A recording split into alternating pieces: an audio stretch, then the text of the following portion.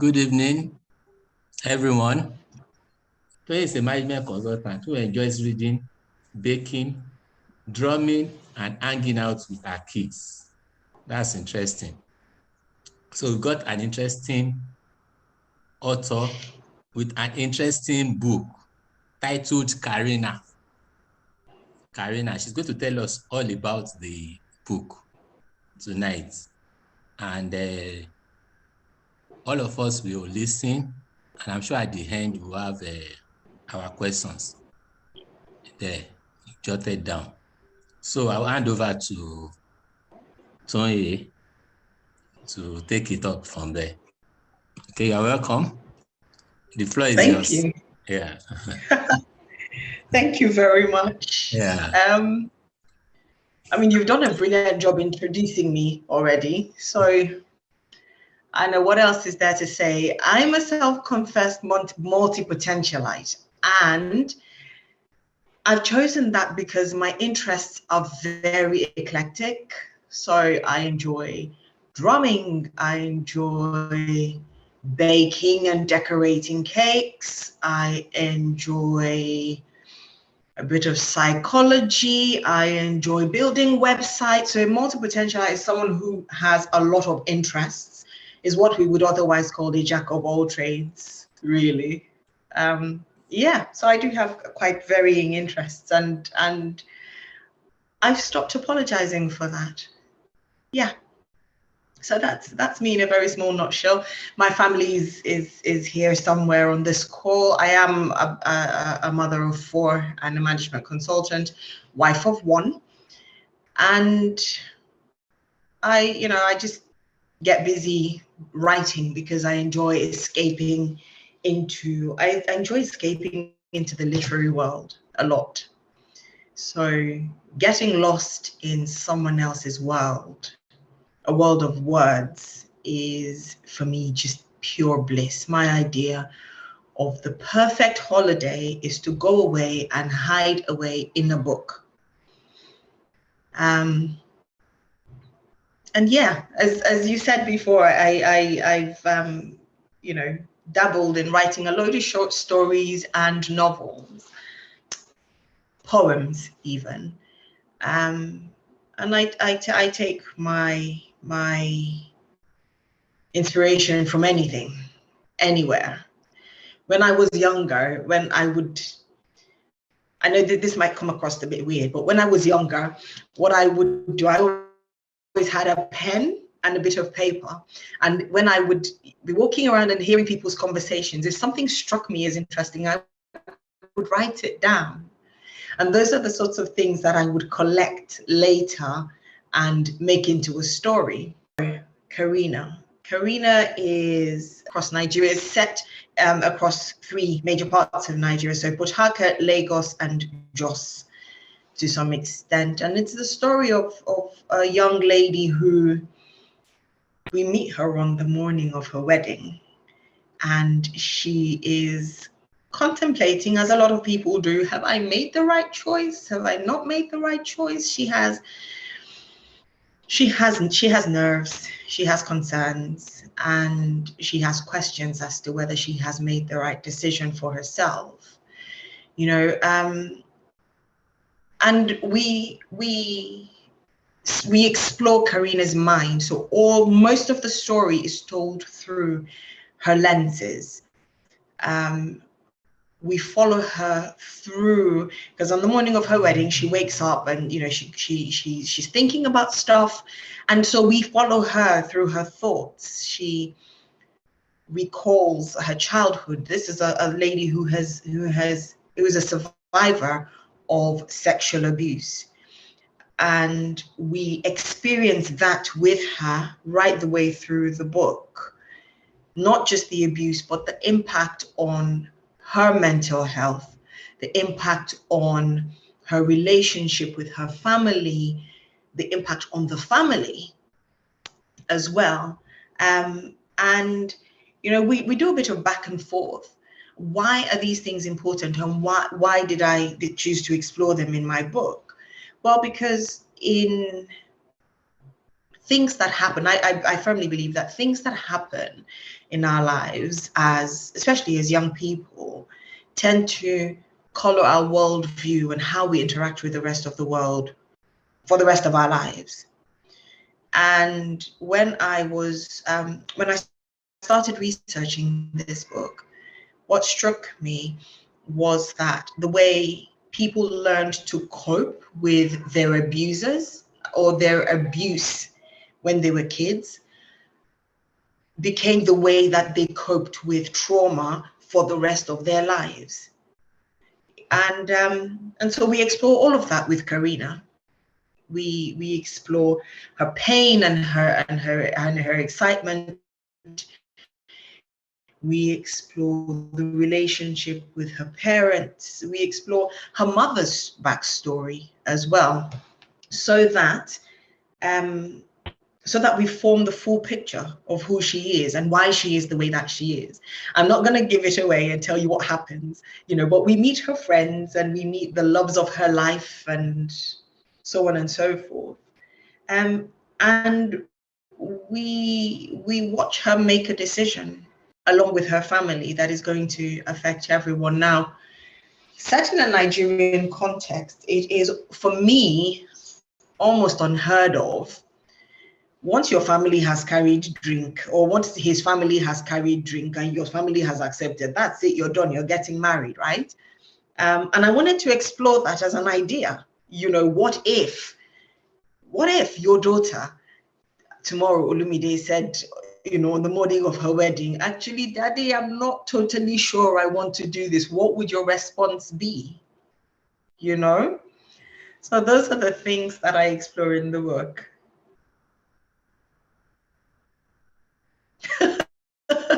Ayo says, Well, Ayo, please unmute yourself and tell me, what would your response be if your daughter said, actually, Dad, after drinks had been carried, it's the morning of the wedding, she rocks up on the morning of the wedding and says, actually, Dad, I'm not entirely sure. What would be your response?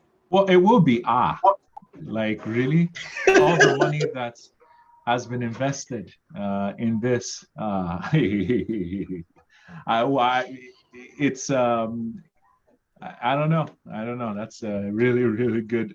I'm glad it was written because it makes me think about those things now. How do we ensure that even at that point, you are still able to say, okay, let's stop. Family is more important than culture or tradition. We'll do whatever it is to ensure that you're happy. But it's good to start thinking about it. But my first reaction is, wahala de. Thank you. Indeed. Like that, without giving it away, I want you on the call, or if you're listening to this, to think before you even read the book, what would your response be? I know mine would be exactly the same as Ayo's. It would be scratching of the head. I'm not entirely sure. Actually, it wouldn't be anything as nice as I'm not entirely sure. It would be a real question. But I remember trying to craft this story and saying to my husband, what would you do if one of our girls came up and said, actually, Dad, I'm not sure? And he said, well, if she's not sure, we'll stop, because she's more important to me. It's more important to me that she's sure and she's happy. So we'll stop everything. If they're really in love and they really want to get married, they can do it at a later date, but we'll stop everything first, And I thought, wow, that's nice. I'm not saying that's where we went with the book. You'll have to read it to find out, but that's definitely it's definitely something to think about.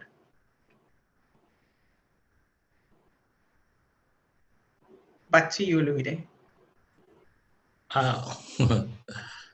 You have given us something, but I want us to give us something more. The characters, who are the characters? What's, really transpired? Just lead us on a little bit. Okay. So when we meet Karina,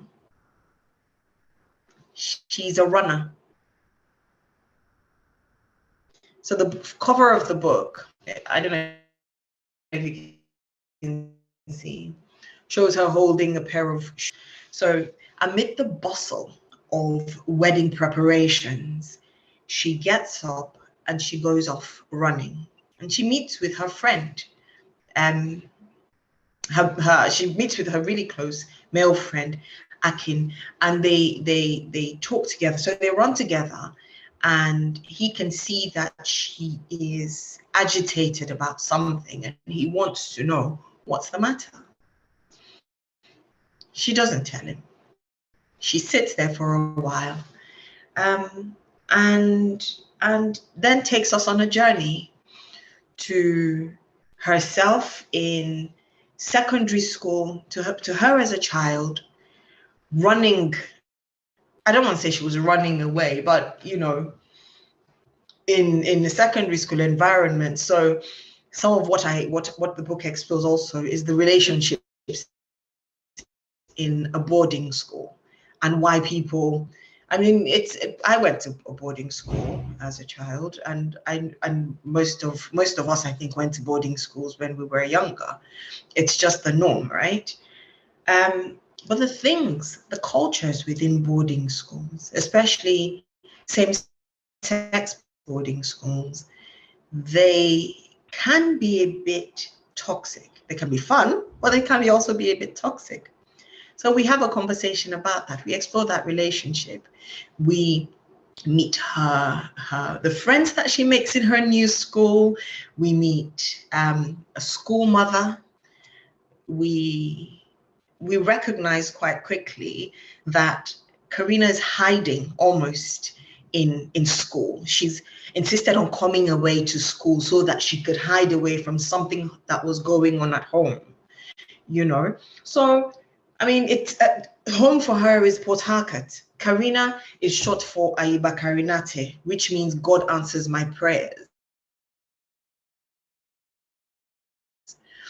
And I chose that name for her because throughout this, like, God is never really answering her when she needs him to. So there is an irony there. I'm praying. My name means God will answer my prayers, but why are you not responding? And for a lot of us, or certainly for me, I've been in that place in my life where I'm thinking, okay, God, I know I'm a Christian, and I know that there are times I've thought, well, why are you not answering me?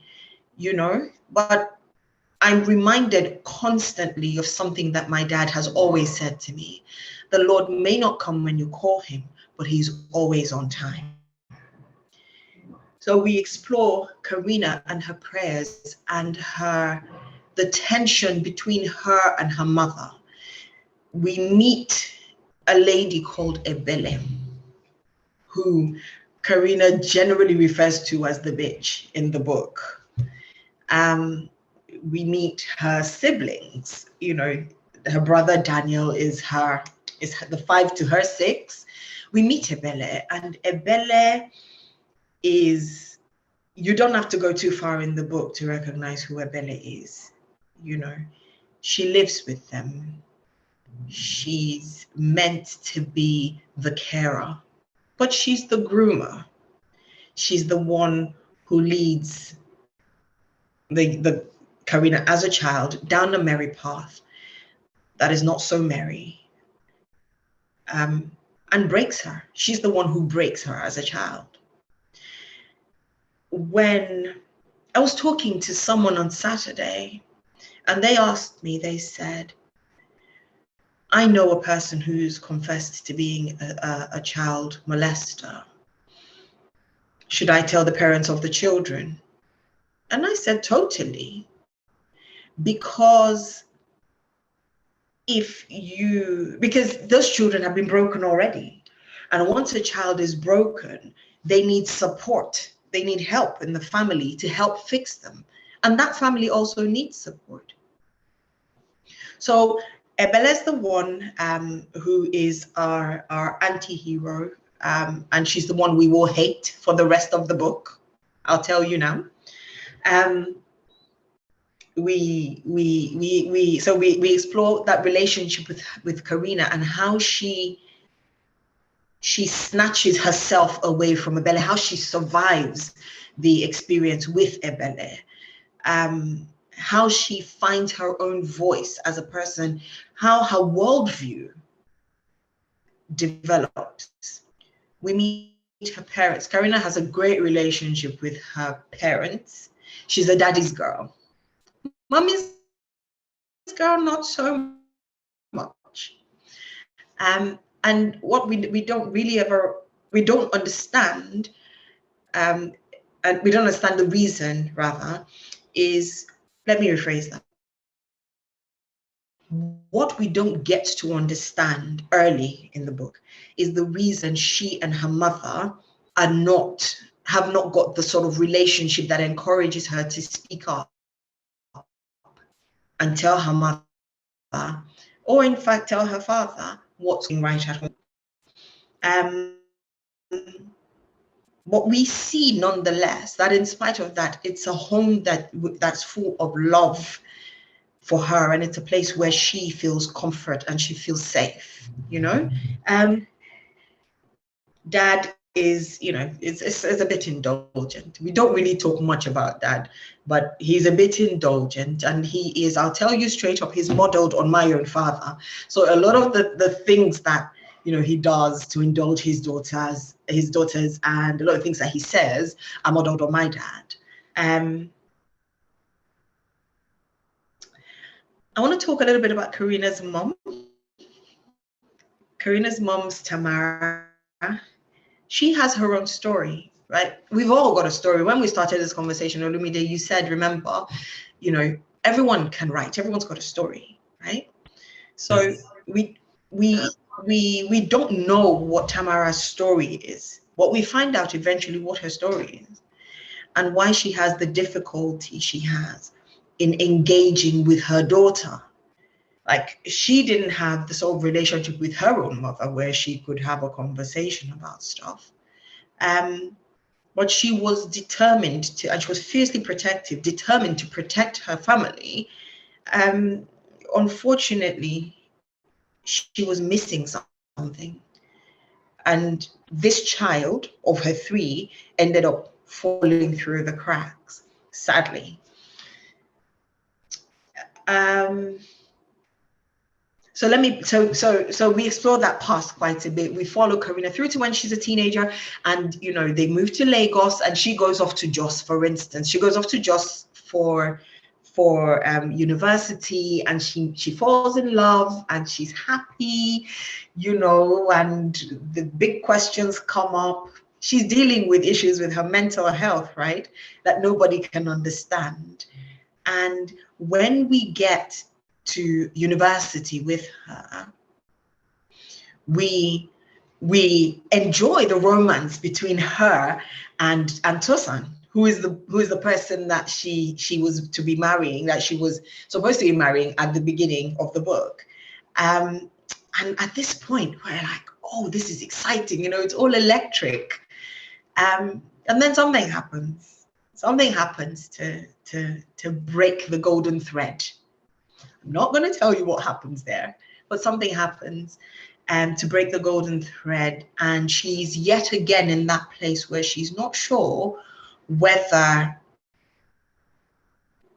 she's safe. She's not sure how to be safe, you know, and it takes its toll on her. Yet again, she doesn't tell her family. I don't know why she doesn't tell her family. I can't tell you now why she doesn't tell her family, but she doesn't. And there are many reasons people don't confide in their families for things that happen, or about things that happen even. But she survives that. And in that process, she makes a friend. His name is Akin, and he's the guy we meet at the beginning of the book. So Akin and Tosan, we meet at the beginning of the book along with Karina. And this is where they come in. They met in Jos, or at least they met when she was a teenager, an older teenager.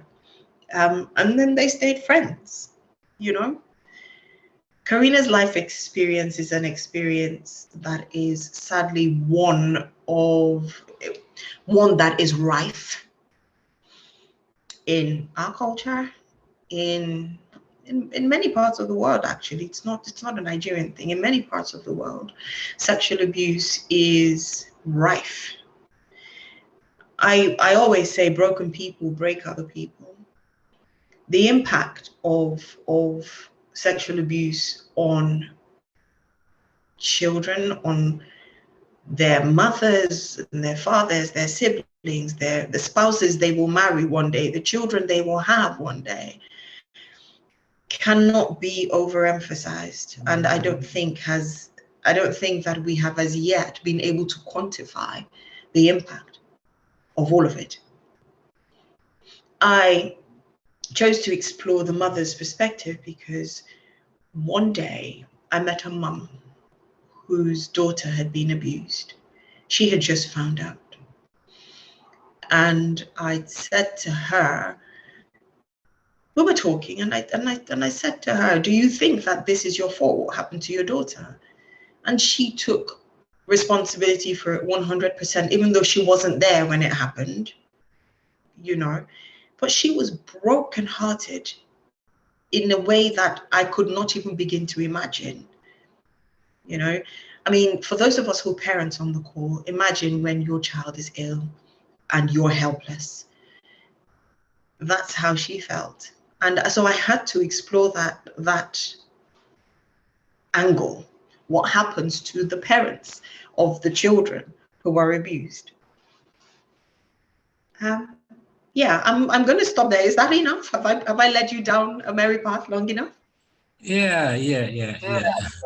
I'm stimulated to read the book, but I want to ask some questions or some insight into it, because naturally we always believe that abuses, especially when you have daughters, the abuse can only be perpetrated by men, and that's why mothers or parents run away from, when they have daughters. Like me, I have 3 daughters, and I can't take a man to be take care of them. But in this book, it's an eye-opener to see that even a woman can abuse a daughter, as in, can be the abuser, can both abuse both the lady, the girl and the boy, But in this case of this book, it is, what's her name? Ebele abusing Karina, So how did this happen? How? Maybe you can tell us, how was she able to carry out this successfully? She wasn't noticed. As you just said, a lot of the time we assume that the perpetrators will be someone of the opposite sex. Yeah. That's our natural assumption. Yep. When I was a child, we had there was a lady who lived in our house, my parents' home, who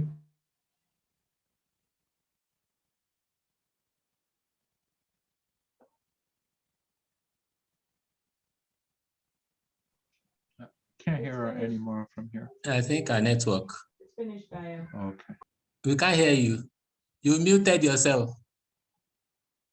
Sorry. Okay. Okay. Sorry. Go ahead. Okay, so I was just saying, when I was young, there was a lady who lived with my parents as a nanny. She was a sexual predator. She preyed on all of the men who lived in the locale. When she was done, she started on the boys. She went after their sons. She went after our friends. Whether successfully or not, I don't know, with the boys, but certainly with the men, she had great success rates. And when that was not enough, she would bring me with her to witness her shenanigans. She would bring me with her to watch while she was having sex with people. And eventually, when that was not enough, she turned her attention to me as a young girl, you know, and it wasn't a thing that was expected. I mean, she had free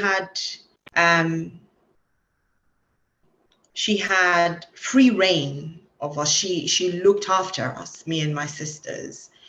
She, you know, she was, when mom wasn't there, she was the caregiver. She did our cooking, she did our cleaning, she, you know, she was the caretaker, you know. So it wasn't beyond the realms of possibility for her to come into my bedroom at night when everyone had said good night, and she came in and nobody would question why she was in my bedroom, you know.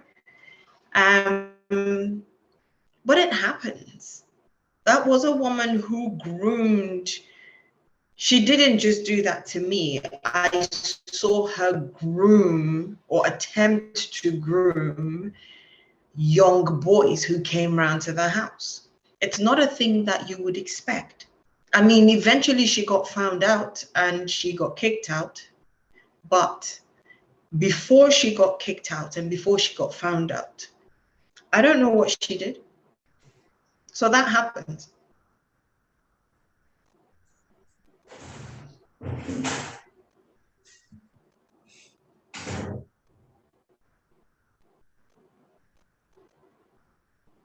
Okay.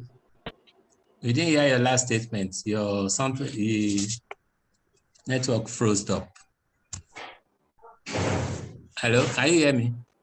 Oh, okay.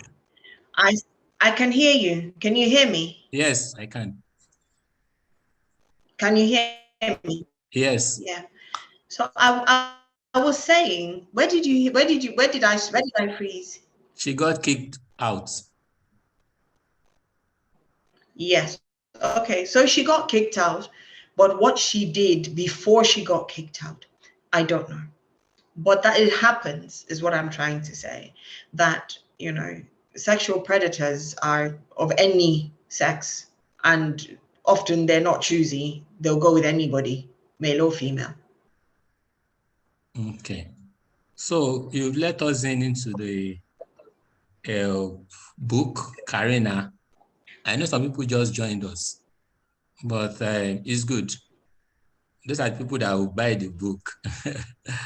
The idea behind it is to tell us about the book, Karina. And the author has told us much about the characters in the book. Karina herself, Ebele, the sexual predator, and of course, the mother, the relationship between the mother, the father, and all those things. And I think if we look at these kind of things, it's a lack of communication, maybe between the parents, or maybe the communication is not even existent, you know, that allow this kind of sexual predators to really go on. All right. So that is, we are setting the stage for the book. All right. And motivating people to buy. So I've seen hands being raised. If you want to ask questions, please raise your hand. You can ask questions. So can I All go right. on? Okay, go on. Yeah, okay. Toye, thank you so much. Good evening. I just want to ask out of curiosity. I'm going to buy the book anyway. So that's when you are growing up and that nanny was looking after you, was it that you did not know what she was doing was wrong and you need to tell your parents? What was going through your mind then? I knew it was wrong. I was ashamed. Primarily I was ashamed. Secondarily, I was afraid because I was quite a chubby child, and I had she befriended me, right? So she was very friendly, And then sometimes to punish me, she would stop being friends if I refuse. It started with little things. So if she asked me to do something and I didn't want to do it, or go somewhere and I didn't want to go, she would take away her friendship. She would stop my friends from coming to see me. She would stop everyone from playing with me. She would take stuff away from me to punish me. So that taught me quite early to do what she said so that I wouldn't be punished. I did not have the relationship with my parents that allowed me to just speak up about stuff either. That came as time went by and I found my voice. But as a young person, there wasn't that sort of intentionality in our relationship that allowed me to confide in my parents about things that were difficult to do with private parts was just dirty. So when that was happening, I felt dirty and did not feel like I could say anything. I didn't want to get in trouble. What if my parents didn't hear me? What if they didn't believe me? What if they didn't believe me and then she remained in the house and then punished me even more for reporting her then what? So those were the reasons that I didn't say anything. So what I'm asking is that so that for us that we have young children growing up and we have helps around, you understand what I mean? So I'm sure your parents must have looked at Auntie Ebele as somebody that, in quotes, now I'm just using that word now, somebody that they can trust their children to, and they trust our judgment, and they maybe, I'm sure she might be full of, in quotes, eye service, treating you so well before them, looking after you, that they will not even suspect that she can have such motive. So, but one of the things you have said is that you don't even have that relationship to be able to open up to your parent to say, this is what is going on, and your parents will trust you and believe you. And I think it's a lesson learned for all of us to say, no matter how close caregivers are, parents are still primarily responsible for their children. And there should be that open communication that your child can walk up to you and tell you anything. I just want to put that on the table. So thank you for saying that, because most times I have girls, oh, don't let any boys come near them. And you think, oh, by making other women look after them is safe. But from what you have said now, you found that even some women can perpetrate as much evil as you living there with the opposite sex. May God help us. The world is just an evil place, but God will help us. Thank you. Amen Thank to you. that. Yeah. Amen to that. Can I just respond? Thank you, Bukola. Can I just say, one of the things that certainly, so I think my husband just put something in the chat as well. But one of the things that we've learned is to teach our children how to set boundaries, not just with outsiders, but with us as well. So it used to be that when I was growing up, if someone came in the house and they said, oh, go and give that uncle or that auntie a hug, and I didn't want to, you would force the child, my friend, go and do what I said you should do. Go and give them a hug. Why? Because we don't want to lose face. But maybe what that child is trying to do is draw some boundaries. They're not comfortable with that person. So we have to be really intentional about our kids and about how we relate with them and how we enable them to draw their own boundaries. We have to teach them how to respect themselves. And the only way we do that is by respecting them as well. So there's an example that I like to use. It was me, one of us saying to my daughter, you come here. And she wouldn't answer. She walked on by. And so we got cross and said, well, weren't we just talking to you? Come back here. And she turned and I said, I'm sorry, I'm not going to respond to you. It's disrespectful and demeaning.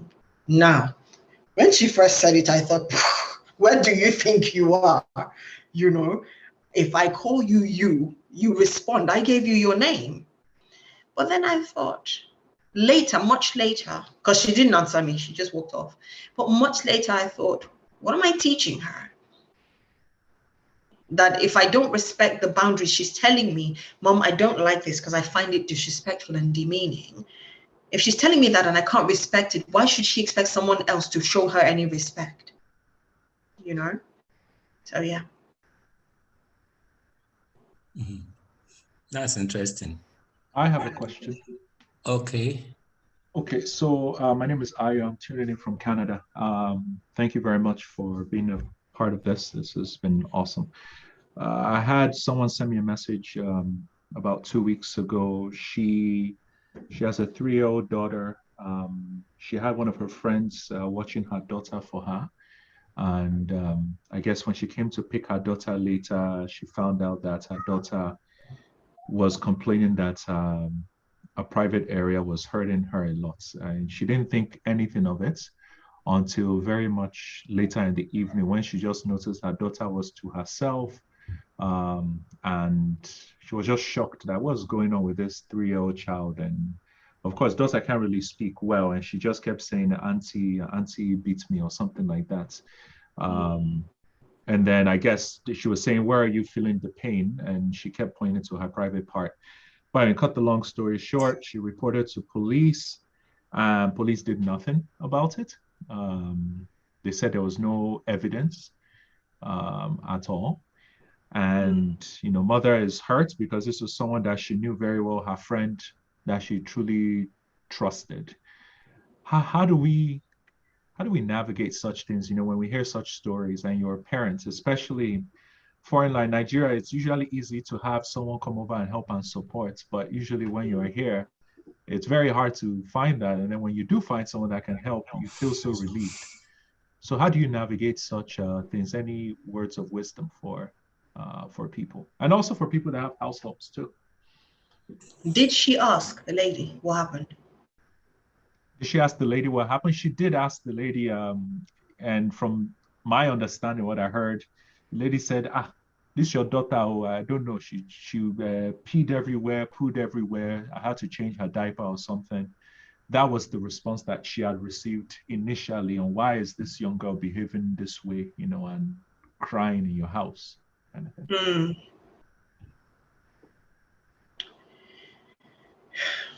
Well, can you hear me? Yes, we can. Okay. So it's difficult. It's a difficult one, but kudos to that mom for standing up for her daughter. Kudos to her for challenging the lady. This is the thing I would say. If that was my child, she's never going there again, ever. And I would tell that person the same thing. I don't know what it is, what you've done, whatever, but my child is never going to be in your care, so that the person is aware that whatever they did, I may not know exactly the extent of what they did, but whatever it is that they did was not acceptable to me. And as soon as I'm able to get more clarity around it, I would totally be telling the police. The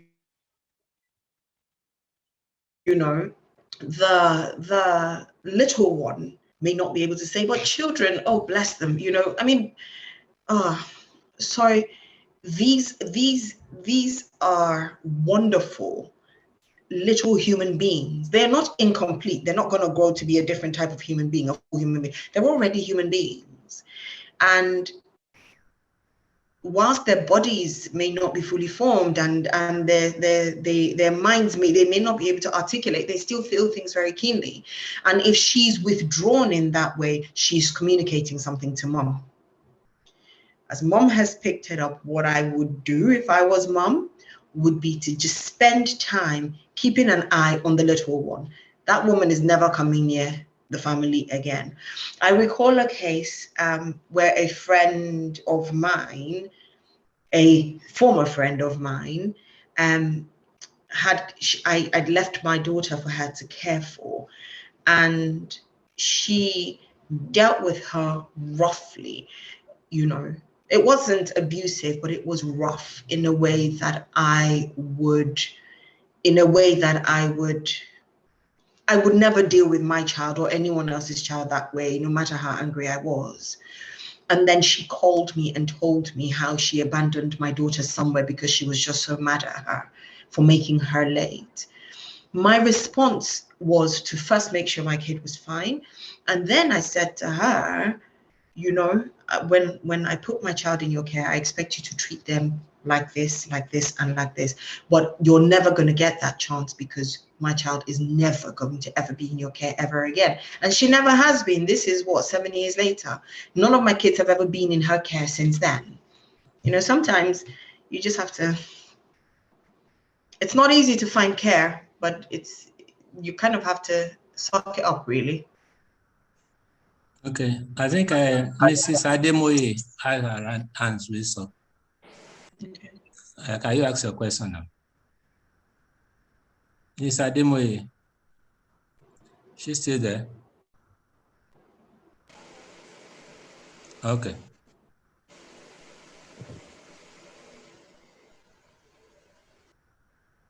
Hello, I'm here. Okay, go ahead. Hello. Okay, what I have is actually not a question, but I just, looking back to when we were growing up, I just want to say something that was missing. You know, if we are waiting for, you are waiting for the child to tell you when something goes wrong or when somebody goes beyond boundary, sometimes the harm could already have been done. What just comes to my mind is that as parents, with the power of hindsight, as parents, we should intentionally initiate such talks. Besides teaching the children, to set boundaries, besides teaching them, don't allow people to touch you here and there, we should initiate, talks relating to sexual harassment, because that is one thing that was definitely missing when we were growing up. Our parents avoided sex education like, I don't know, it's not to be spoken about. So even if a child, if somebody went through that, you will not even have the courage, to walk up to your mom to talk about it. Like she said that she felt ashamed because it will be, what if they don't believe me? So as parents, I believe that we can be intentional. We can open up talks, especially with people who still have younger children. We can actually open up talks and by the time that child sees that you are open, if anything at all happens, God forbid, that child will be ready to walk up to you because you have taken the step to show the child, I'm all ears, I'm ready to listen. That gives confidence to a growing child. That's just my take. Yeah, you're absolutely right. Someone has said it. Okay, Mr. Ademoye. Hello? Mr. Ademoye. Yes. Good evening, everybody. Good evening, sir. I noticed that most of the questions, the discussion has been on girl child. What of the boy child? you see, many boys, even of our age, or they went through harassment too. Although the way they will have seen it then might be more of a, I don't know what I can call it. It's something you hear them talk about.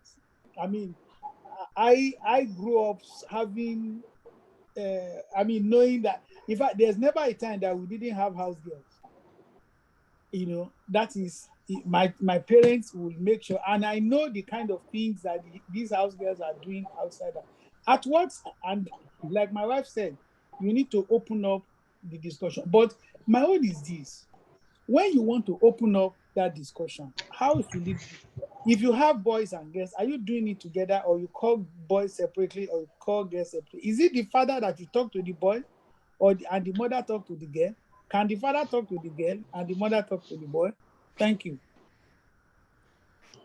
Okay, thank you. Thank you for that. Um, I can tell you what we did.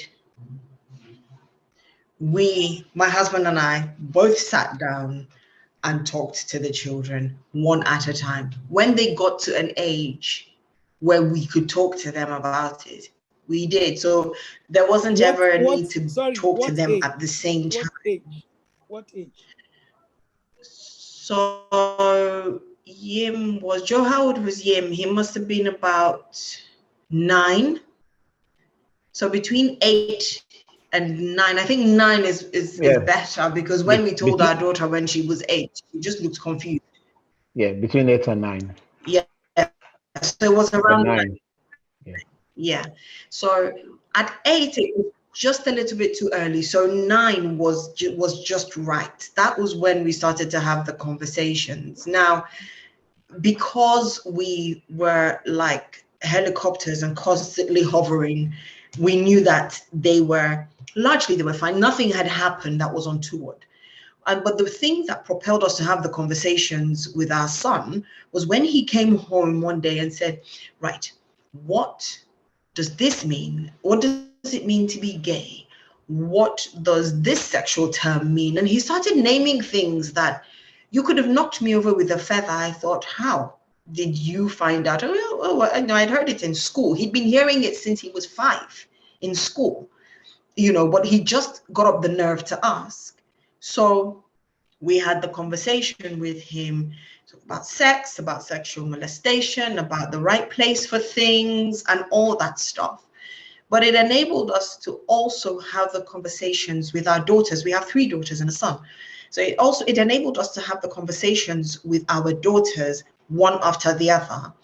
Now, our youngest is 7. We haven't had that conversation with her yet, but she's next in line. She gets her conversation next. Where are we? We're in June. She gets her conversation in the summer at some point, because these things, you are right. It's not just about the girls. It's also about the boys. When boys talk about being molested, a lot of the time it's treated like a rite of passage. Oh, you're fine. That means somebody has taught you. That means you're a man. It doesn't mean they're men. They are being molested. I was having a conversation with some colleagues last year at some point, and one of the guys was very, very bold, and he said, listen, I was molested when I was a kid by my aunt. And these are all the things that happened. And he talked about his shame and sense of confusion and all this. And the other guys in the group laughed. They laughed because they said he was being stupid when someone had done him a favor. But you could see that he was in pain, because after all these years, he still carries that pain. He still carries the guilt, and there were tears in his eyes, but he could not say anything because he was being made to feel ashamed for not enjoying the molestation. I hope that was helpful, sir. Oh, it's very, very helpful. Thank you. You see, that word you use for not enjoying it is the thing. In fact, many guys, when we were in boarding school and you talk about your experience, they will be saying, oh, I didn't have that. I wish I had that kind of experience. And these ones happen, maybe you are informed. I mean, maybe JS, SS, are you see, boys talk about it. And they come around and say, there's this auntie, there's this so. Who was it? But then we didn't see it as molestation, at that time. Yeah. So, but now, I think it's good that parents open up the discussion, especially because we are Christians. Whatever you do to your body is a sin, not only to you, but unto God. Because we are supposed to keep our bodies as a living sacrifice, holy and acceptable unto God only. So thank you very much. You're welcome, sir. Okay, Mr. Joachim, I think that's the last one. Yes, thank you very much. I just want to support my wife. To support your wife, yes. And I think she has said most of the things. Just to address the last question, make sure you befriend your children. And I'm going to say this as a disciplined, traditional Yoruba, Ijebu, African man. Because also, for most of us who are Christian pastor, pastor wife, pastor Mrs., we make home almost difficult for our children by our behavior and the way we conduct. When we don't relax and play with them and have fun with them and create an atmosphere where you can talk to them about your day and they talk to you about theirs, there's no way they'll be able to come to you to talk to you when they have an issue. So for parents, simple things about you talking to them about your own day, you'll be surprised, will encourage a child to talk to you about their own experiences. And that does not mean that you cannot still define the boundary and the discipline. I think we tend to think when we are friendly, when we relax, our children will disrespect us. It's the other way around. The moment they know where you stand and you're transparent with them, it will be, in addition to discussing it with them, watch them like hawk. I'm not joking. Work is not as important as these children. I tell parents, a lot of people, while I agree that we must work to earn a living, but my God, while they are under your roof, they are the most important priority. And doing that alone is enough. And I think that's what's demanded of us. And finally, if I may say this, you know, as seek professional counsel if you need help. Make sure you look for, there are lots of organizations dealing with this issue. Make sure you talk out immediately. We need more people to speak up and to educate parents. Thank you all. Thank you for coming. God bless. Thank you for coming to support. Wow, this is interesting. I didn't know where we made it 2 years. You know, we are reviewing the book. All of a sudden, all the attention went on. Well, she is the writer, and I think she wrote from her past experience, which is very interesting. And many people joined us now when she had reviewed the book. The book is very interesting. And I think we paid, me and my wife, we paid 50,000 to go through this kind of lesson.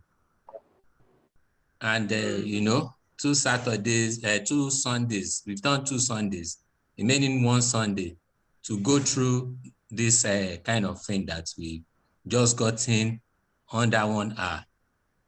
All right, so it's all about the book, Karina, the story she wrote, and, you know, all these things that we've discussed, the way they really played out, the way they played out, and everything is written down in that book. So I want all of us to buy the book. And then just like I told her, I said the people that are on this platform will buy from Lifeline Store. I can see how you're saying that people want to buy. Okay, that's good. Lifeline Store would, you know, sell to you as soon as we get our hands on it, on the book. But the most interesting thing is that let us buy the book, buy for our children. I think even teenagers can read this book, right from when they can read. Right from when they can read. Teenagers, they can read, they can see themselves play out. You know, as we are talking like this, yeah, the parents can, you know, grasp it. But the children, when they read the story, because it's a story, they will learn more from it. And then they will be able to, you know, guide themselves. She made one valid point that I quickly jotted down, and I want to repeat it. She said the way people learn to cope with abuse now is the way they are likely to cope for the rest of their life. And I think it's valid. If, you know, abuses, you know, coward children, you know, it doesn't make them to speak up. It makes them to be ashamed of themselves or something that they have done. And you can imagine if somebody, that's why any child that has gone through abuse, or anybody that has gone through abuse needs to go to counseling, need to see psychology, you know, so that they can reorientate that person. So abuse is not something we should tolerate at all in any form, especially in children. And this book becomes handy, even if you cannot, discuss with our parents. They can learn from the experiences of someone who has been able to put what she went through and then make it in an interesting way for them to read. So there is a lot of psychology in the book. There is a lot of characters that are interesting in the book. And then, you learn a lot of things about life. So people can buy, even if you have passed that age and you have teenagers, you have children in school, I think this book is very handy to discuss this kind of thing with them. So I'm very grateful for everyone that's on this platform. I can see even some other authors here. Yewande is still there. Yewande Adekoya. I've seen her book. She's an author and, she's good at what she does. And I'm hoping that one of these days she will come on this platform. We'll give her a platform so that she can come and review her book. I can see Mr. and Mrs. Ademoye. They have asked us questions and they've answered, and the interesting contribution from Mrs. Ademoye that we should initiate, the talk. Yeah, we should initiate the talk themselves. Many other Fumi Layo Kengeloye from, she's in the UK, can see Grace Fadekemi Lawal, Chris Obayon, Ayo himself. Baba Abraham, I've not heard your voice today. Baba Abraham. I came relatively late. I will ask you a question, sir. I came relatively late. I will ask you a question. Are you listening to me? I'm with you. Okay, sir. They said if on the morning of your daughter wants to get married, and on the morning of the wedding, she said, Dad, when you have, prepared everything, the morning of the wedding, she now call you, say that I don't think I want to go through this thing again. What will be your reaction, sir? Come on. Don't forget, if by our tradition, yes, sir. Before he even said, yes, I do, or before he agreed to the man during the proposal, he must have come to tell you as a parent. Yeah, you have gone all through all that, sir. Yes, because it depends on how you have organized your family from the beginning. Like I have a family parliament that I hold meeting with my children periodically. Now, these things you're discussing, I wanted to come in because I came in late. I have a book years back when they were still teenagers. Do not do until I say I do. That book was written by a teenager too. And all these things we discussed today were well illustrated. So when a child comes and says, oh, one man has been talking to me or a boy has been talking to me, what is his name? Our tradition, the first thing is to go into prayer. Now, the next question is that if you have prayed and God go ahead, it's good. I don't think your child will come back and turn around that he doesn't want to do it again. Then I will now interview her. I will say to sit her down. We don't need to fight over it. What's your talent? What's the problem you see with this young man? Why are you withdrawing? Why don't you want to go forward again? So we need to sit down and discuss, because you see, 100 cases can be similar, but they can never be the same. So the answer to this question may not be the same. Because yes, so I wouldn't know what will happen or will have happened that the guy will say, oh, I don't want to move, I don't want to go further. And her not going further, because it is when you listen to her that you can agree with that, oh, it's dangerous to go further. So regardless whatever you have done or whatever you have spent, so it may be advisable not to go further. Because the moment she goes into it, you know that it's going to be an everlasting contract. So now, if you listen to her and the reason is not genuine enough, and that is why you are a father, I think the basic thing is prayer. before you even ask him to bring the boy into your house, you must have prayed. And if God does not allow you, if God does not say it's good, go ahead, then don't go ahead. Then if God has said go ahead, I don't think there will be any hiccup along the line. Thank you, sir. Your reaction was just the same like other reactions that we have. And especially Mr. Adenusi's reaction too. All right. So your position is the same. All That right. yeah. So I just wanted to ask you that question so that we can hear you today. Fine. So, now, since you want me to talk, there is one guy that asked a question from Canada. That a lady that was abused, and the parent handled that matter. The way the mother handled that matter. I want to believe that it's a real case. I mean, it's a real. It really happened. It was not hypothetical. Now, if that's the case, somebody now said want to speak out on time. I don't like the way the mother handled that matter.